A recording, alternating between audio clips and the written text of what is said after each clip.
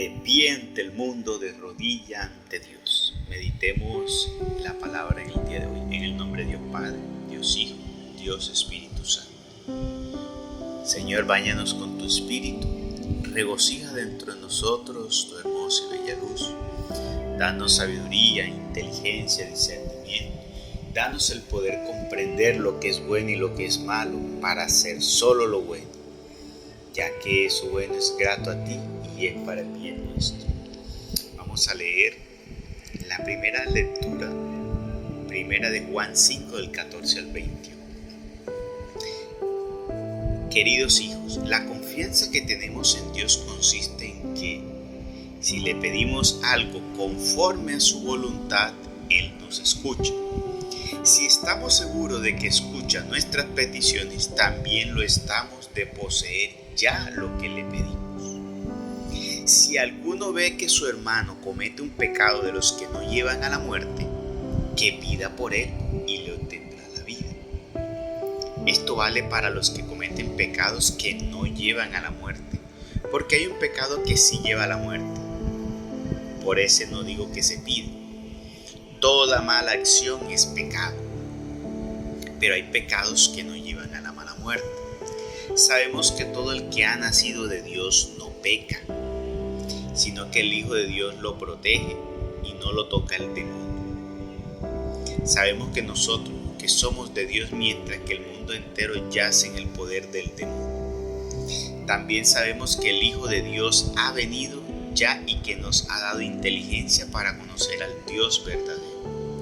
Nosotros permanecemos fieles al único verdadero, porque permanecemos en su Hijo Jesucristo. Él es verdadero Dios y la vida eterna. Hijos míos, no adoren a los ídolos. Palabra de Dios, gloria a ti, Señor Jesús. Bueno, en la primera parte algo muy importante para tener en cuenta y que nos enseña a que nosotros tengamos que tener un filtro a la hora de pedir. Dice aquí que si nosotros pedimos conforme a la voluntad de Dios. Hay una cita bíblica también en Efesios donde Pablo nos exhorta a eso: pidan conforme a la voluntad de Dios. Pero Pablo decía, guiados por el Espíritu, disciernen cuál es la voluntad de Dios. Entonces es muy importante que nosotros podamos tener en cuenta a qué nos llamó Dios. Hay personas que Dios los llamó a un servicio consagrado, hay otros que no los llamó al servicio consagrado. Entonces si te llamó al servicio consagrado, pues muchas cosas estás pidiendo en balde que no tengan que ver con tu servicio, porque si te llamó al servicio, lo que tú tienes que pedir todo lo que tenga que ver con ese servicio. Pero si te llamó para ser una persona que pueda manejar otras cosas fuera del servicio consagrado, tú le puedes pedir sobre eso. O sea, lo que quiero dar a entender, cada quien tiene que discernir, porque muchas veces podríamos estar pidiendo tantas cosas y por eso no nos llegan y por eso no las vamos a obtener, porque tal vez no está dentro de la voluntad de Dios.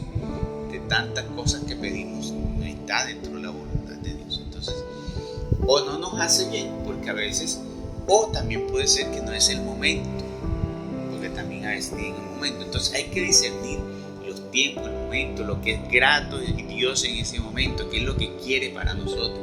Y son cosas que Dios nos puede ir dando sabiduría y discerniendo para ello. ¿Ya? Porque en la misma carta el apóstol Juan nos dice al final que Dios nos ha dado inteligencia. Dice aquí, Dios ha venido y ya nos ha dado inteligencia para conocer al Dios verdadero. O sea, Dios nos regala sabiduría, nos regala inteligencia y ese discernimiento para uno poder discernir todas esas cosas. Entonces, conocer esa voluntad de Dios no es algo escondido. Está escondido para el que no tiene comunión con Dios. Pero para el que tiene comunión con Dios está revelada la voluntad de Dios en tu vida. ¿Qué quiere Dios de ti? Entonces es muy importante saber. Un punto también muy importante a tratar es lo que dice aquí el apóstol, que si hay un pecado, que si un hermano comete un pecado que no lleva a la muerte, ora por él. Y uno dice, pero ¿cómo así? No todo lleva a la muerte. No todos los pecados llevan a la muerte. ¿Qué quiere decir Juan cuando dice un pecado que no lleva a la muerte?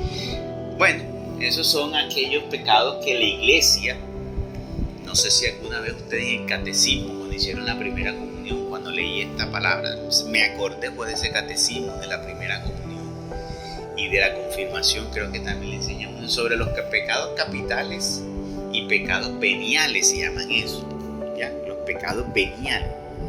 ¿Y pues qué son esos pecados veniales? Pues le enseñaron que es como un pecado menor, que cuando uno actúa como de manera incorrecta, ¿ya? Pero que eso que no rompe la amistad con Dios, ¿ya? Se puede reparar con la gracia de Dios y el arrepentimiento, ¿ya? Por ejemplo, un pecado venial, pues definiéndole, puede ser una negligencia o vacilación en seguir a Cristo, ¿ya? Completamente.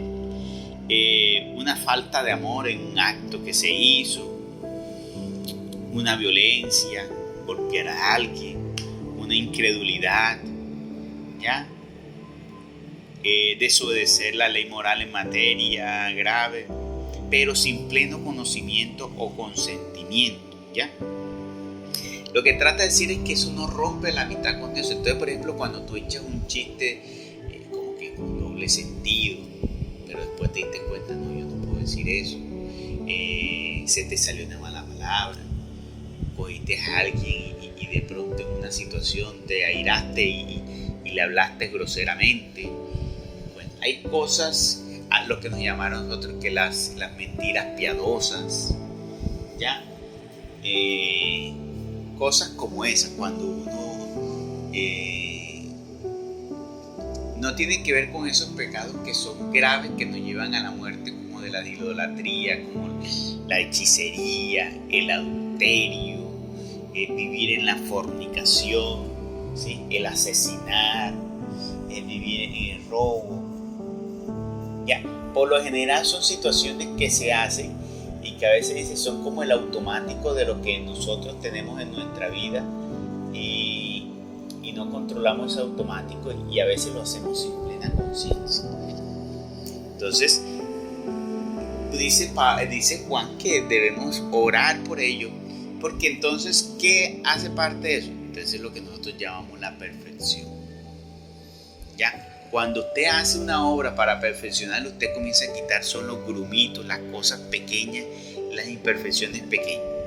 Cuando tú te entregas a Dios y sabes que el adulterio, la fornicación, acudir a un brujo, a los ídolos, todos esos pecados que están en los 10 mandamientos de honrar a Dios, pues tratamos de cumplir todo eso, pero todavía nos quedan cosas como, por ejemplo, que encubrimos al otro por algún engaño, que a veces echamos la mentirita, que a veces dejamos hacer cosas por amor, como dice allí, a veces no practicamos totalmente la caridad, la misericordia, que cogemos una rabia a veces desbordada. Bueno, en fin, eso hace parte de nuestro perfeccionamiento y podemos orar por ella para que llegue. ¿Cuál dice? Pero ahora nos dice también en la palabra que hay uno que por el cual ya no podemos orar, ya no ores por eso. Entonces yo me imagino que ese debe ser ya el pecado cuando se levanta contra el Espíritu, cuando se levanta contra Dios, porque para yo no orar por alguien es porque aquel que ya con plena conciencia, aquí está la parte importante entender, cuando una persona con plena conciencia desprecia a Dios y se ha entregado completamente al enemigo, ya tú dices, ya, déjalo perder. Ya se ha entregado completamente al enemigo con plena conciencia, pero peor aún, ha blasfemado contra el Espíritu de Dios y contra el mismo Dios. Ya eso, como dice, ya, para que no pierdan más el tiempo ahí, entrégate a Dios. Entonces hay personas que, no solamente me refiero a los brujos y a los chamanes, hay personas que, por ejemplo, pueden estar viviendo en adulterio y hablar en contra de Dios, que cuál Dios malo, si eso no, ese adulterio no es pecado ni nada, y comienzan a negarlo y hablar mal de Dios y pueden incitar a otros a hacerlo. Ese también se entregó, eso es otra cuestión diferente, y se levantan contra Dios y dicen,